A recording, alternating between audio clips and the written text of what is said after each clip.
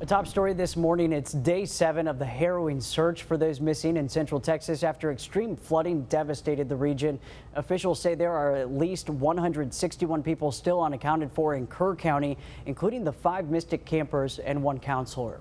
More than 100 people have died across the state, including 95 in Kerr County. Officials urge community members to avoid conducting their own debris management and to stay out of the way of excavators and skid loaders. They say there could be human remains among the debris.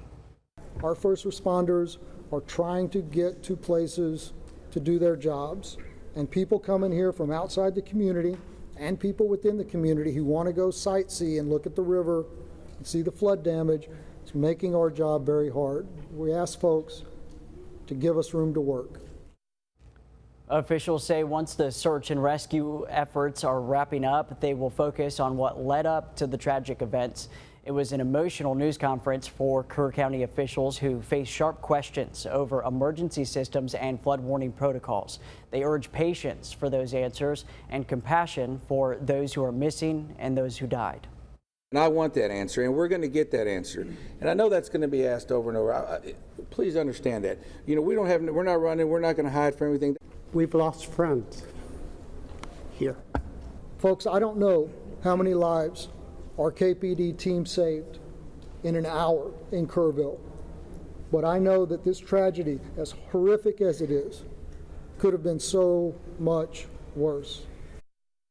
Reporters have been grilling Texas officials about why the number of those missing and those who died are so high.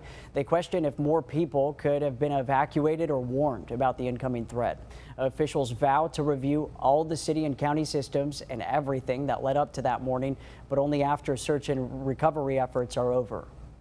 Officials say they will get answers about Kerr County's emergency alert systems. Now, the county does not have a storm siren. The National Weather Service says its most urgent warnings went out a few hours before disaster struck, which were through weather radio broadcast and cell phones. Hill Country's cell service is spotty. Meeting records show the issue of flood warning systems has been discussed at Kerr County Commissioners meetings more than 20 times since 2016. The mayor of Kerrville says it is now a priority in his office.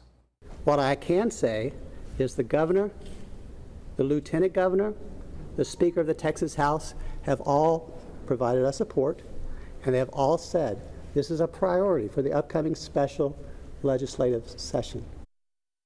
Still, even with warnings, experts say what transpired that Friday morning was a worst-case scenario. Meteorologists say even the best weather models struggle to forecast where the hardest rainfall will hit in a flash flood situation. In this case, the thunderstorms unexpectedly hovered above the Guadalupe River, overwhelming an already flood-prone basin. In just over 12 hours that morning, the river rose about 20 feet. Analysts estimate it was between a 1 in 100 to a 1 in 1,000 year flood event.